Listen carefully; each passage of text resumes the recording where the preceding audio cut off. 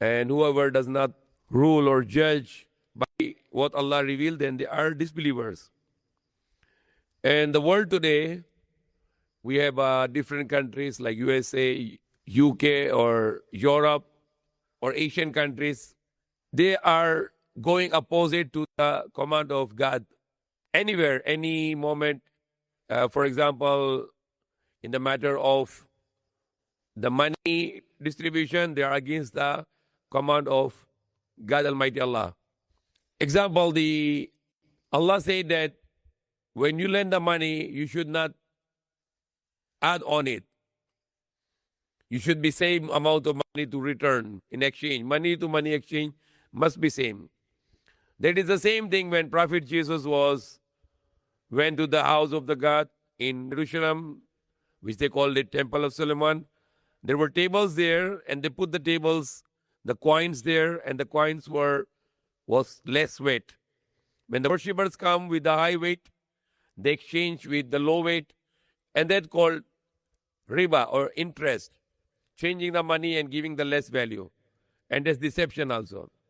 So Prophet Jesus or Isa al-Masih, when he came to the temple, he saw that these Jewish people were cheating the worshippers, exchanging their coins with less weight, gold coins, deceiving them, and committing this major crime, the major sin. Deception and interest, changing the money with not the same value. And that is imposed today in the world today, which we call inflation. Every day, our money is being inflated, and that is done by the same people who conspired against Jesus Christ, and they wanted to give him the death penalty because he stopped their business. He threw the tables in the worship place, and he stopped their business of deceiving, changing the gold coins with less weight. And he told them that you are wicked. You made the house of God into the den of thieves. You make it like a way of thief, stealing money of the people. Getting their money, which is heavier coins of gold, exchange it with lighter coins of gold, which is one of the greatest sin. It is one of the greatest sin to deceiving or inflating the money of the people. Because that's how you can impose the poverty on the mankind. Today, how great poverty in the mankind because of the system of money lending on the interest, that the three richest people in the world, they have the money more than 50 poor countries, the poorest countries. The three people in the world, like we know how many people who are the three richest people, how much money they have, $200 billion, $150 billion, $100 billion. So it's like $400 to $500 billion of the three richest people. The money is going on the one side, and the 99% people are in the poverty condition. So the three richest people, they are holding the money of more than 50 poor countries. That is the level of destruction on the mankind today. And that's because of going against the command of God. The money should not be changed except the same amount. When you inflate the money, you get the more money and you return the less money, or you get the less money, then you ask for the more money. Inflating the money, it is a great sin, and that is the one making the poverty in the world today. So money should be the real, the gold and silver, and exchange must be the same. Prophet Muhammad is forbidden to change the money with the different amount. So should be same. If you get one gold coin of 10 gram, you exchange it, you return it to the same 10 gram. If you can learn it, what is the impact of this on the economy, it's a great. The law of God is also forbidden because it's also greediness, and it's also not rotate the money. The money will not rotate in the business anymore. Why? The banks get the loan from the World Bank. World Bank will give the loan to the central bank. The central bank will give loan to the smaller banks, and the banks will give loan to the person with collateral, and that person with collateral will give loan to the person without collateral, and that person will go to the farmers and industries and manufacturers and traders, how much percent already add on. For example, the Philippines, the World Bank will give loan to the central bank. Central bank will give loan to the local banks. Local banks get from the central bank maybe 6%. They will charge to the people 12%, 24%.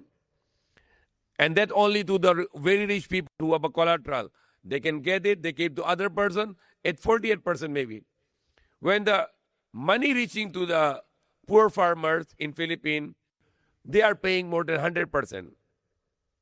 Why? For example, they need the fertilizer, pesticide, seeds, food for their employees and their families, tractors, etc. They borrow the money and they have to sell their rice at the lowest price. So they will never get out from the poverty. That is a system of riba. But if the riba is forbidden, the money should go direct to the people. It will not go from this central bank, World Bank to central bank and to other bank, and then to the richest people and to less rich and less rich, and it's keep on turning around the money without making any progress, without making any products. But when it goes direct to the people, because you cannot loan the money, so it's come direct to the people, and they can be shared with profit and loss. You can make investment with farmers or industries or small industries, profit and loss. And then the money will be not with any extra interest. It will be without interest. So people can prosper. The economy get better. Nobody will be dying with hunger. And nobody will be deprived from the basics. Everybody will get better economy. And besides that, Allah combined it with other things. Allah says, Yamakullahu riba yurbi sadaqat. The riba diminish the economy and the charity multiplies the economy. Because when the bank, the government will give the interest-free loan, people can do business better. And when they do business better, the more people get employees, jobs, more production will come. And when you give to the charity to the people have money, they come to you, they buy from you. When they buy from you, you can have more production, the more manufacturing, more people get job there. And when more people get job there, the economy will run in that way that everybody will be sustained. So removing the riba, no money lending, and bringing the charity, it will make the beautiful economy in the world today. Like example, we have 2.5% of Zakat, the charity, which can suffice all the poverty from the world. If 400 people, richest people in the world, if 400 richest people of the world will give 2.5% charity every year, that will be the hundreds of billions of dollars, which can given to the, it could be reaching to the trillions of dollars, which can be given to the poor community, and you can eliminate the poverty from the world. If every rich person will give 2.5% of the charity, hundreds of trillions of dollars in the world, and if you can give 2.5%, how many $1 trillion you can collect the charity from the poor, rich people, and you can spread this to the people, to poor people for capital for them, to small capital business, or to food and necessities. So Islam is the law of Allah which can give solution.